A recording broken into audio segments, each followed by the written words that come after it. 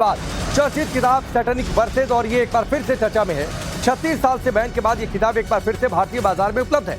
ये किताब 36 साल पहले 1988 में पहली बार प्रकाशित हुई थी और तभी से ये किताब विवादों में रही। लेकिन इस उपन्यास पर एक बार फिर से विवाद है।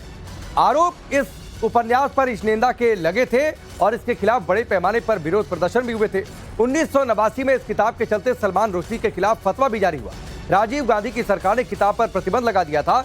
अब जब ये किताब फिर से बाजार में आई है तो एक बार फिर से विवाद खड़ा हो गया।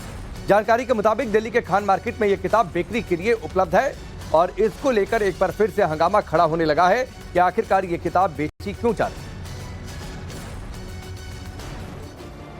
जैसे ही दिल्ली में यह किताब फिर से बिकनी शुरू हुई तो बुक स्टोर पर इसे खरीदने वालों की भीड़ बढ़ गई, लाइन लग गई। खान मार्केट में किताब खरीदने आए लोगों से हमारे संवाददाता प्रेरित कुमार ने बातचीत की है, सुनिए।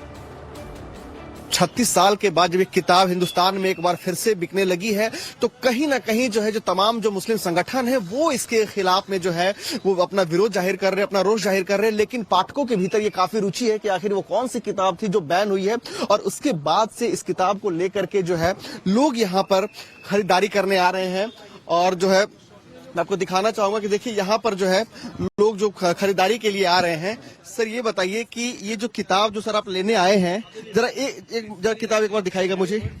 तो देखिए मैं आपको दिखाना चाहूंगा कि देखिए ये जो किताब है सलमान रुश्दी की किताब है द सैटेनिक वर्सेस, और इस किताब को लेकर के जो जिस तरह से देश भर में एक माहौल बना है। सर ये किताब आप लेने आए हैं, 36 साल पहले इस किताब को बैन किया गया था।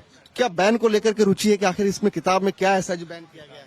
नहीं, ऐसी बात नहीं है। कोई पॉलिटिकल वजह से या किसी की वजह से हमने नहीं लिया, पढ़ने के लिए लिया है। अगले ने लिखा है, कुछ तो सोच समझ के लिखा है, क्या लिखा है इसके लिए लिया।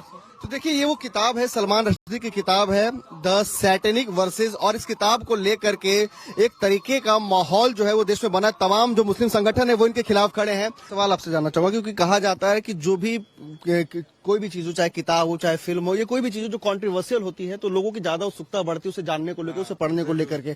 अभी बुक को लेकर के इतनी ज्यादा कंट्रोवर्सी हुई है देश में। कुछ लोगों का कहना है, खास संगठन का कहना है कि अगर इस तरह किताबें बैठेगी तो मुसलमान खामोश नहीं बैठेंगे। तो क्या इन चीजों को लेकर के भी आपके अंदर एक्साइटमेंट है कि आखिर किताब में ऐसा क्या है जो हम जाने, जो लोग खड़े? बैन की वजह से ये एक्साइटमेंट बढ़ता है। वन ऑफ मतलब मेरा भी यही पर्पस था कि एक बार पढ़ के देखे क्या है इसमें इतना खराब, अगर है तो बैन के वजह से ऑब्वियसली एक्साइटमेंट बढ़ता है। कितने के लिए ये किताब?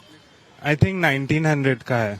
1900 रुपए? हाँ 1900 रुपए किताब। या तो आप पढ़ेंगे इसको? हाँ जरूर पढ़ेंगे।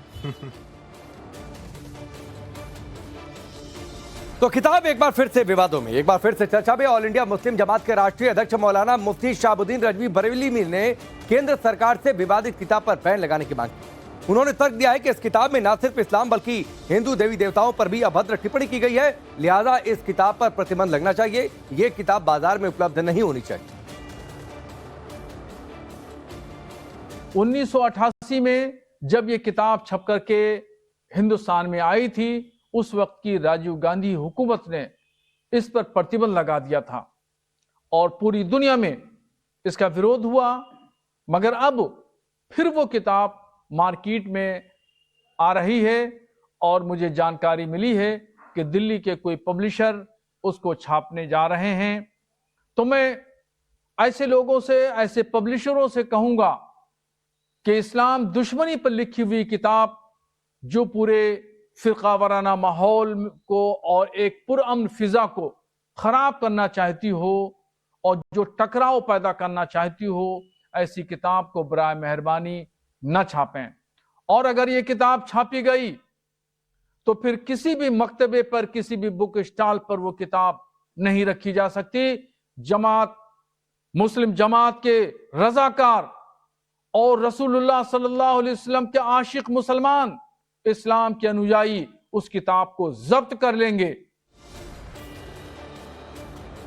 विवादित किताब मार्केट में फिर से बिक रही है, लोग खरीद रहे हैं, तो कांग्रेस ने इस पर सवाल उठा दिया है, मोदी सरकार को घेरा है। राशिद अल्वी ने कहा है कि बीजेपी मुस्लिमों की भावनाओं को आहत करने का काम कर रही है, सुनिए। It was banned. Now it is BJP government. BJP government can do anything to hurt the sentiments of Muslim community. That is the reason now it is coming in market. It should be banned immediately.